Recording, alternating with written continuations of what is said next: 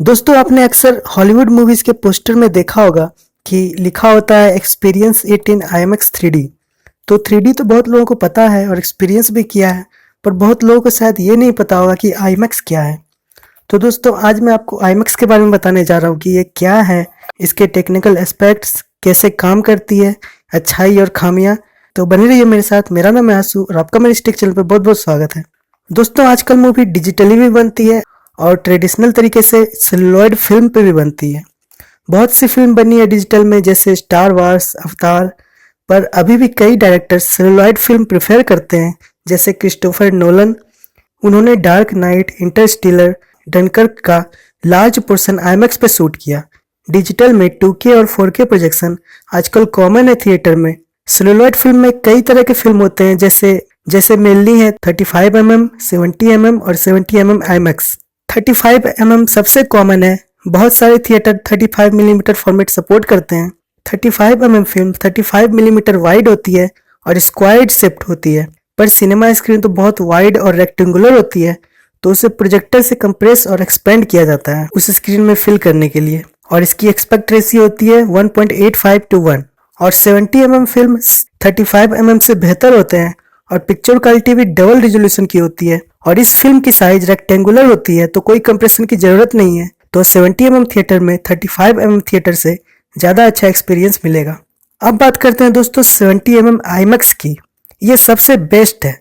इसमें हर frame 70mm high और 15 perforation या 48.5mm वाइड होता है, इसीलिए इसे 15:70 फिल्म फॉर्मेट भी कहते हैं। इसकी फिल्म स्क्वायर शेप्ड होती है और स्क्रीन की एक्सपेक्ट रेशियो होती है 1.43:1। 70mm IMAX फिल्म इतनी बड़ी होती है कि उसमें लगभग 9 35mm फिल्म फिट हो जाए। इसका मतलब ये है कि पिक्चर बहुत ही लार्ज और हाई क्वालिटी की होगी। 70mm IMAX की पिक्चर क्वालिटी 35mm से 10 गुना ज़्यादा बेहतर होती है। क्वालिटी हम 18K रेजोल्यूशन से कंपेयर कर सकते हैं, मतलब बहुत ही ज़बरदस्त पिक्चर क्वालिटी और क्लैरिटी होगी। बाकी सब फिल्म और digital projection highest 6 to 8K तक की रेजोल्यूशन प्रोवाइड करते हैं। तो दोस्तों इतनी हाई क्वालिटी की इमेज दिखाने के लिए थिएटर की स्क्रीन बहुत ही ज़्यादा बड़ी होती है।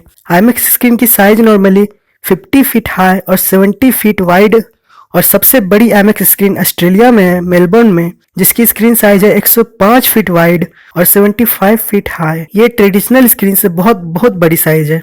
और IMAX स्क्रीन इतनी बड़ी होती है कि हमें स्क्रीन के अलावा और कुछ नजर ही नहीं आता, तो इमर्शन की फीलिंग आती है, मतलब लगता है कि आप उस मूवी का पार्ट हैं। नॉर्मल थिएटर में स्क्रीन से ज्यादा वॉल्स नजर आते हैं, तो इमर्शन की फीलिंग नहीं आती है। और 70mm IMAX की पिक्चर क्वालिटी इतनी जबरदस्त होती है कि एक्शन सीन जैसे बैटमैन वर्सेस सुपरमैन जैसे मूवी का एक्सपीरियंस बहुत ही जबरदस्त होता है 70mm IMAX में। IMAX थिएटर दो टाइप के होते हैं, एक नॉर्मल स्क्रीन की और एक डोम शेप्ड में। इसमें स्क्रीन हेमिस्फेयर टाइप की होती है। इसमें ऊपर नीचे सीट्स होते हैं और बीच में प्रोजेक्टर आता है एलिवेटर से, और उससे मूवी प्रोजेक्ट होता है। मतलब IMAX का मेन टारगेट है कि आपको स्क्रीन के अलावा कुछ ना दिखे। सीट्स भी स्क्रीन के नजदीक होते हैं और एक्सपीरियंस इतना जबरदस्त होता है कि कुछ लोगों को मोशन सिकनेस तक हो जाता है। इसके बाद IMAX के साथ 3D टेक्नोलॉजी इमर्शन को और ज्यादा इंप्रूव करती है, क्योंकि 3D में डेप्थ ऑफ फील्ड का एक्सपीरियंस होता है। ऐसा लगता है कि कुछ चीजें आपके नजदीक है तो कुछ चीजें आपसे दूर है। और IMAX थिएटर की साउंड क्वालिटी भी नॉर्मल थिएटर से कहीं ज्यादा अच्छी होती है। तो कुल मिला के ये कहा जा सकता है कि 70mm IMAX देखने का एक्सपीरियंस बहुत इंटेंस और रियलिस्टिक होता है। दोस्तों 70mm IMAX के अलावा एक और टर्म है डिजिटल IMAX। ये फिल्म रील के बदले डिजिटल प्रोजेक्शन यूज करती है। इसमें दो प्रोजेक्टर लिंक्ड होते हैं, जिससे पिक्चर थोड़ी ब्राइटर होती है और 2K और 4K प्रोजेक्शन से अच्छी पिक्चर क्वालिटी होती है, और स्क्रीन भी नॉर्मल स्क्रीन से थोड़ी बड़ी होती है, पर ये 70mm IMAX के मुकाबले कहीं नहीं ठहरता है। तो डिजिटल IMAX एक धोखा ही है 70mm IMAX के सामने।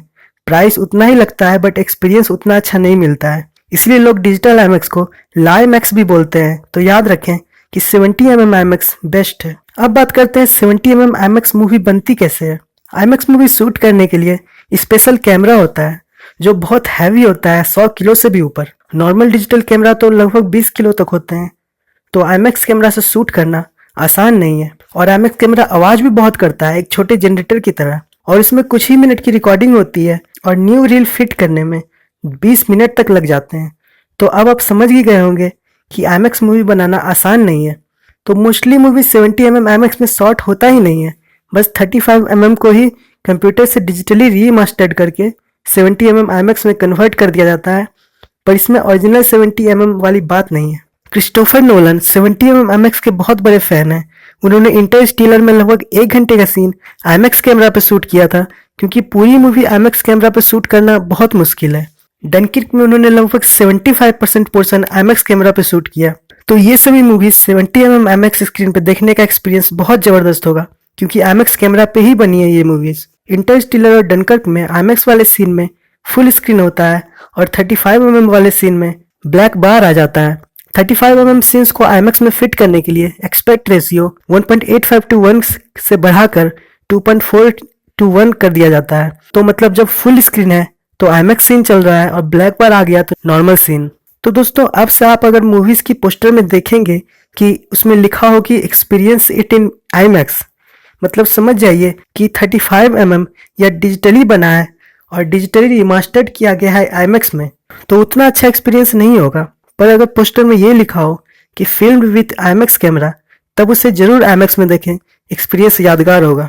गुड न्यूज़ ये है कि एवेंजर इन्फिनिटी वार ट्रेलर में लिखा हुआ है कि फिल्म्ड विथ IMAX कैमरा, तो IMAX में ये मूवी देखने का एक्सपीरियंस ही अलग होगा। बैड न्यूज़ ये है कि इंडिया में अभी एक भी 70 mm IMAX नहीं है, बस डिजिटल IMAX या लाइमैक्स है। एक था 70 mm IMAX प्रसाद IMAX हैदराबाद में, पर अब वो 4K प्रोजेक्शन पे चला गया है, तो अब इंडिया में एक भी नहीं है, बस डिजिटल IMAX है।